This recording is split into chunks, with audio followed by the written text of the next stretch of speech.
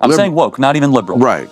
I'm making that distinction, Right, which I think is good. a fair distinction. That's another reason. Another one we can add to the list of woke is not liberal. And I think left versus liberal or woke versus liberal is an important distinction. Right. I will say what makes you different is few liberals stand up to the woke. And few liberals are willing to stand up to woke. Absolutely. And few conservatives stand up to Trump. Fair enough. I mean, you can stand up or disagree, but I guess you could say the question, is Trump, woke is an ideology. Is Trump an ideology? I mean, he's a person. MAGA is an ideology. But I mean, I disagree with Trump on a lot of stuff. Good. I mean, I don't think we should go. All right, folks, this is where it gets fiery.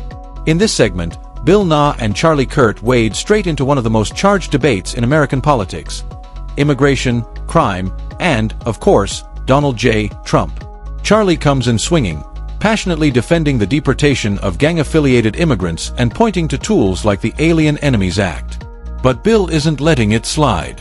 He pushes back hard, warning about due process and the danger of innocent people being caught in political theater.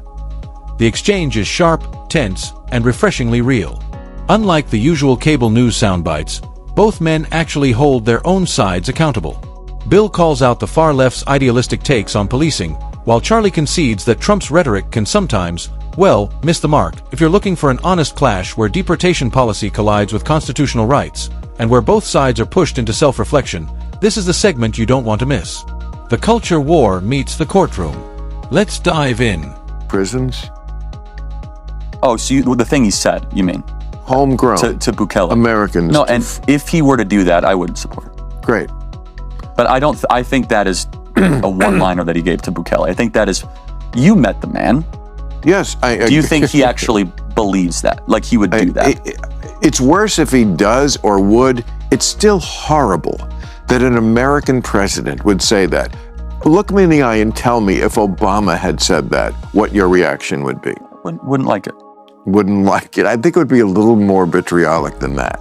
We'd be apoplectic. Upset. Okay.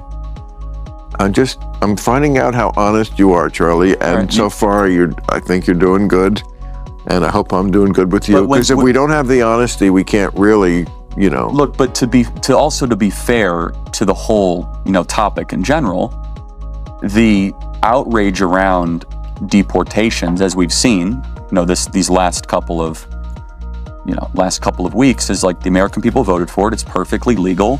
Well, they didn't vote for. They did vote for mass deportations. People without any. I mean, So you mean that Maryland case is what you're talking about, right?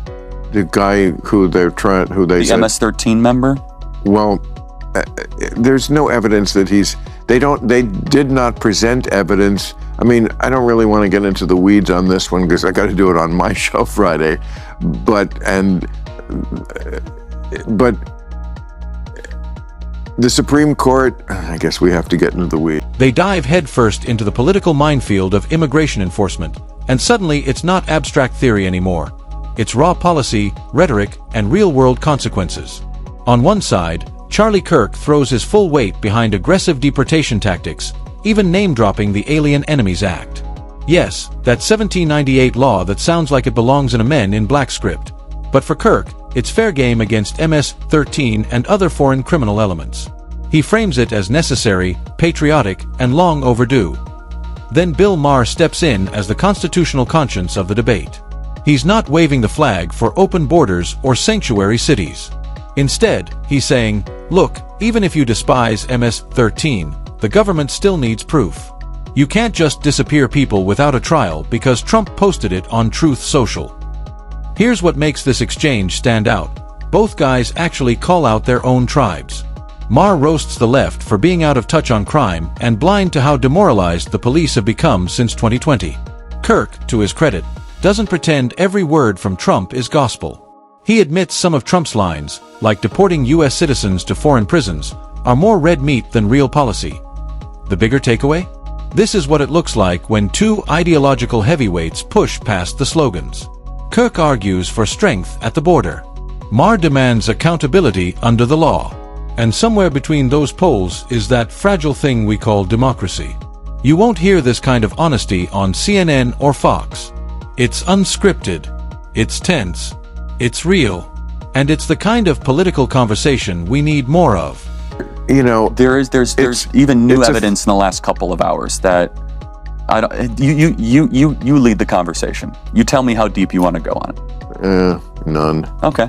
I mean, but I hope that if it comes to light, let me button it up this way. I hope that if it does come to light, that there really is no evidence that this guy was a gang member, that he got swept up, which is very understandable. That when you do a sweep, when you're doing big things, yes, nothing is going to go perfect.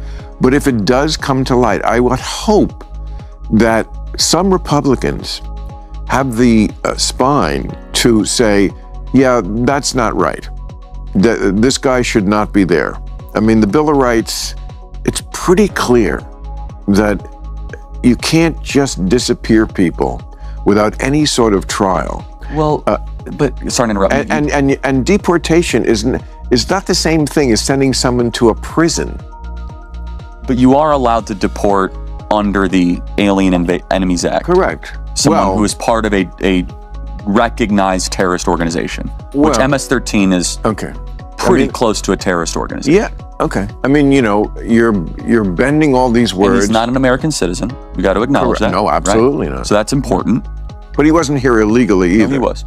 Illegally. Yeah, the Maryland man. As long as we're not talking about two different cases. We're talking about Garcia. Yes, yeah. He was an illegal immigrant to the country. I thought he was waiting for asylum.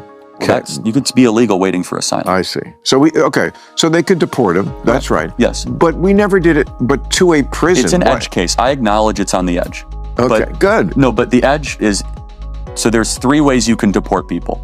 It could be the Alien Enemies Act of 1798. It can be used only 3 times. That's fine, but hey, look, and you quote the First Amendment all the time. That's from 1787, right? So old things are important. No, I'm just saying, just because it's old. That's when used more than 3 times. Fair enough, but just because things are old doesn't mean, and I'm not saying you're using that talking point, but some people are trying to invalidate it just because it's old. Well, it's also expedited release. They're trying to invalidate it because it doesn't really apply to this, that it's stretching. I mean, how is MS-13 not a terrorist organization? Yeah, I mean, you can make or that. Or Tren de Aragua. I mean, organized because terrorism really is a political movement. It means terrorizing the civilian population to achieve a political goal. These guys just want to grab your locket.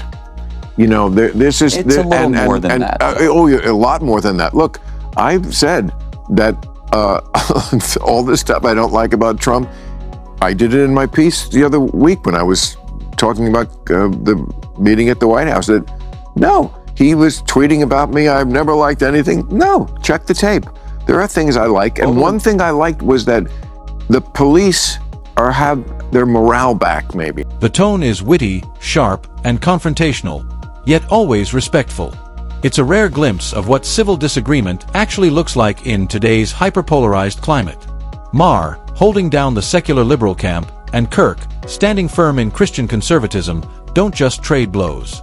They find surprising points of agreement, take aim at extremism on both sides, and revive the lost art of reasoned debate.